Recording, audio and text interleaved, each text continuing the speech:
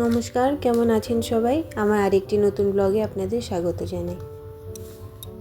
আজকে রবিবার, এখন সকাল 9টা মতন বাজে। দেখুন এই কাগজ ফুলগুলো সারা বছর ফোটে না, কিন্তু এই ঠান্ডার সময় ফোটা শুরু হয়। এখনও ফোটা শুরু হচ্ছে। সব ডালগুলোতেই একটু একটু করে ফুটেছে, পুরা ফোটেনি এখনও। কি অপূর্ব সুন্দর লাগছে দেখুন। আর এই আম গাছটার মধ্যে দেখুন কত পাখি খেলা করছে, দেখছেন? ওই যে ডালের মধ্যে জোড়ায় জোড়ায় এসে খেলা করছে।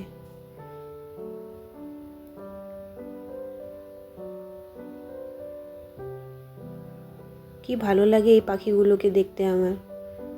শালিক পাখি আছে, ওই যে উড়ে বেড়াচ্ছে, দেখতে পাচ্ছেন? একটা আলাদাই শান্তি লাগে পাখিগুলো যখন গাছে এসে খেলা করে। গল্প করে বোধহয় এসে, জানেন?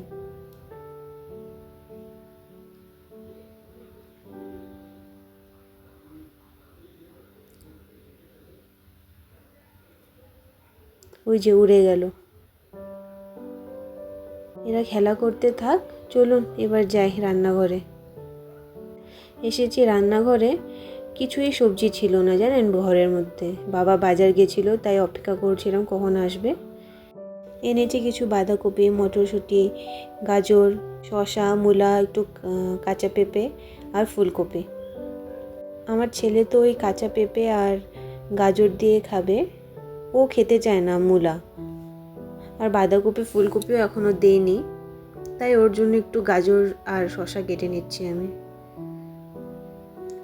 গাজরটাকে না ছুলে ছুলে দিই, নাহলে ওর ছোলকাটা ভালো লাগে না খাওয়ার সময়। ওর একটু চাল ডাল ধুয়ে দিয়ে দিয়েছি, আর দিয়ে দিলাম হলো একটু শসা আর একটা গাজর। এটা দিয়ে অনেক হয়ে যাচ্ছে, তাই আর পেঁপে দিলাম না। আর এগুলো কিছু মিক্স শাক আমার মা নিজের ক্ষেত থেকে নিয়ে আসছে। এগুলো আমার মার লাগানো শাক, মিক্স শাক আছে, লাল শাক, কিছু পালং শাক আছে। চলুন এবার বসিয়ে দিই। ছেলেটার বড্ড খিদা পেয়ে গেছে, আমার পিছন পিছনই ঘুরছে, ওই জন্য।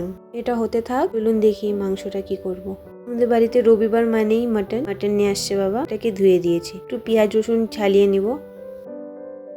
আজকের মাংসটা মা রান্না করছে। মাংসটাকে আগেই ম্যারিনেট করে রেখেছিল মা। ওই পেঁয়াজ, লবণ, হলুদ, একটু সর্ষের তেল আর লঙ্কার গুঁড়ো দিয়ে মেখে রেখে দিয়েছিল। এখন হলো একটু রসুন থেতো করে দিয়ে দিচ্ছে, আর দিয়ে দিচ্ছে হলো একটু বড় বড় করে কাটা আলু আর গোটা রসুন। আমাদের বাড়িতে সবাই ওই আলু আর রসুন খেতে খুবই ভালোবাসে, তাই একটু বেশি করেই দেওয়া হয়। এখন ঢেকে ঢেকে মা এটাকে কষাবে।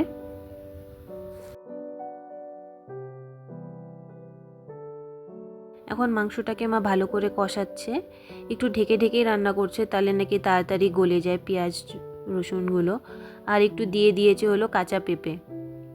কাঁচা পেঁপেটা দিলে নাকি মাংসটা খুব তাড়াতাড়ি নরম হয়ে যায়, তাই ওটাও দেওয়া হলো। আর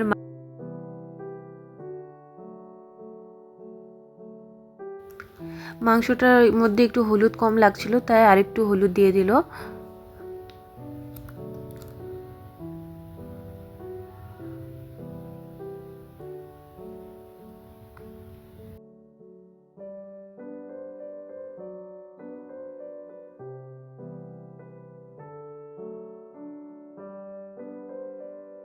এবার এটাকে ভালো মতন ঘেটে ঘেটে অনেকক্ষণ কষাতে হবে।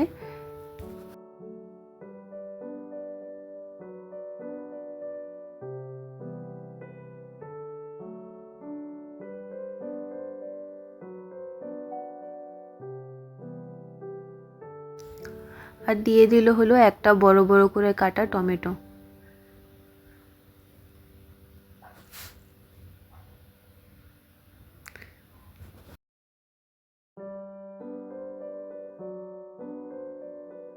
মাংসটা বেশ কষা কষা হয়ে গিয়েছে, আর ওদিকে আমার ছেলেরও খাওয়ার হয়ে গিয়েছে রেডি। চলুন আমি ছেলেকে খাইয়ে দিই, মা এদিকে রান্না করতে থাক। আমার ছেলেকে এমনি এমনি শুধু খিচুড়ি খাওয়াচ্ছিলাম, তো খাচ্ছিল না।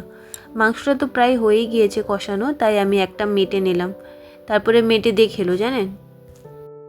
আমার ছেলের পিছনে যা ছুটতে হয় ওকে খাওয়ানোর সময়, ওগুলো তো রেকর্ড করা একদমই সম্ভব না।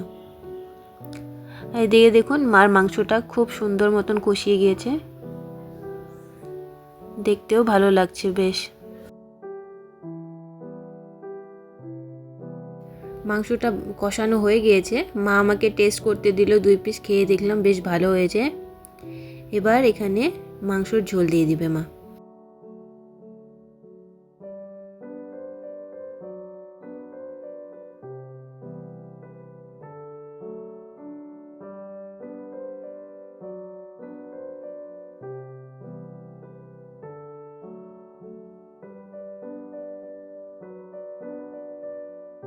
এবার মাংসটাকে একটু ভালো করে ফুটিয়ে একটু প্রেশার কুক করতে হবে, নাহলে না মাংসগুলো গলে না, খুব শক্ত থাকে।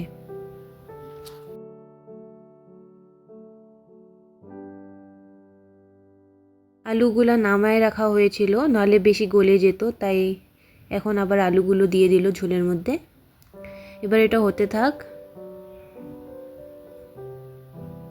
একটু গরম মশলা দিয়ে এবার প্রেশার কুকারে দিয়ে দিবে।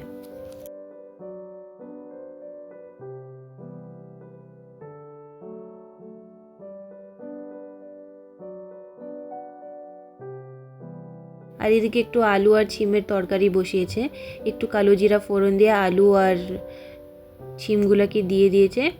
এখন একটু লবণ আর হলুদ দিয়ে দিচ্ছে। এবার আলু আর ছিমটাকে ভালো করে মিক্স করে ভেজে নেবে। এখন সর্ষে বাটার ধোয়া জলটা দিয়ে দিল।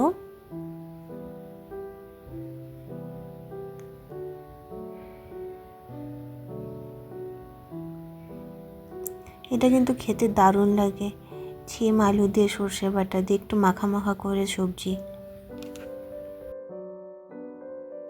এবার একটু ঢাকা দিয়ে সিদ্ধ করতে হবে, তাহলেই হয়ে যাবে ছিম আর আলুর তরকারি।